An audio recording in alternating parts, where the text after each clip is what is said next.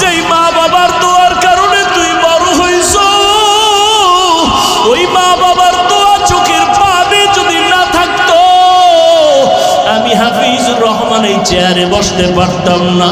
ও টাকাওয়ালা বাড়িওয়ালা, ও পরীক্ষায় ভালো নাম্বারওয়ালা, মা বাবার চোখের পানি আর দোয়ার কারণে আজকে পরীক্ষায় ভালো নাম্বার পেয়েছো, টাকার মালিক, বাড়ি গাড়ির মালিক হয়েছে।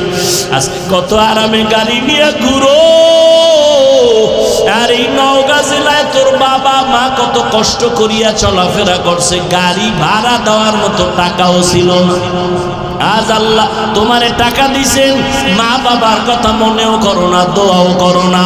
ওরে যার মা বাবা দুনিয়ায় নাই, কবরের কিনারায় গিয়া মাঝে মাঝে দোয়া করিও, আল্লাহর কাছে বলি, ওরে মালিক, মা বাবার হক আদায় করতে পারি নাই, মা বাবা জীবনে এত কষ্ট করেছেন, আমি যদি টাকাওয়ালা হইতাম আমি মা বাবারে শান্তিতে রাখতাম।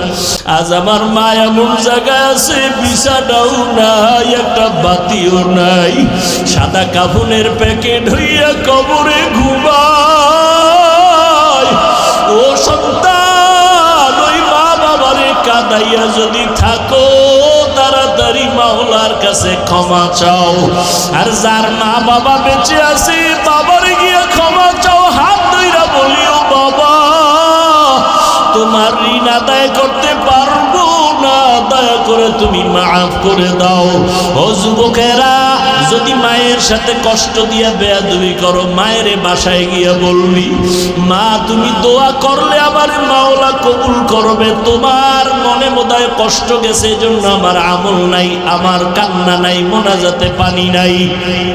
মা তোমারে বহু কষ্ট দিয়েছে, গোপনে জানি কত কান্না করেছো, আজ দয়া করে আমাকে মাফ করে দাও। মা আমারে তুমি সম্মানের জায়গায় নিয়ে আসো, তোমার দোয়া ছাড়া আমি শিক্ষিত হতে পারি নাই, তোমার দোয়ার কারণে আজ আমার আল্লাহ সম্মান বাড়ায় দিছে।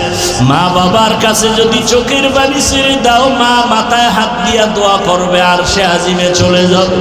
ও যুবকেরা, পায়ে হাত রেখে বলে গেলাম, আল্লাহর ভয় অন্তরে জমা করো, নবীর আদর্শের মালা গলায় লাগাও, তওবা করো পেছনের গুনাহ থেকে, মনে মনে আমার আল্লাহকে ডাকো আর বলো, আল্লাহ জীবনে কত নামাজ ছাড়লাম, বেপরদায় চললাম, আজকে থেকে তওবা করতেছি, মরিয়া গেলে যাব, হায়াতের মালিক তুমি, ইজ্জতের মালিক তুমি, আর নামাজ ছাড়বো না, দাড়ি কাটবো না, বেপরদায় চলবো না, মা বাবারে কষ্ট দিব না। ওলামায়ে কেরামের পরামর্শ নিয়ে নবীর সুন্নাত অনুযায়ী চলাফেরা করব।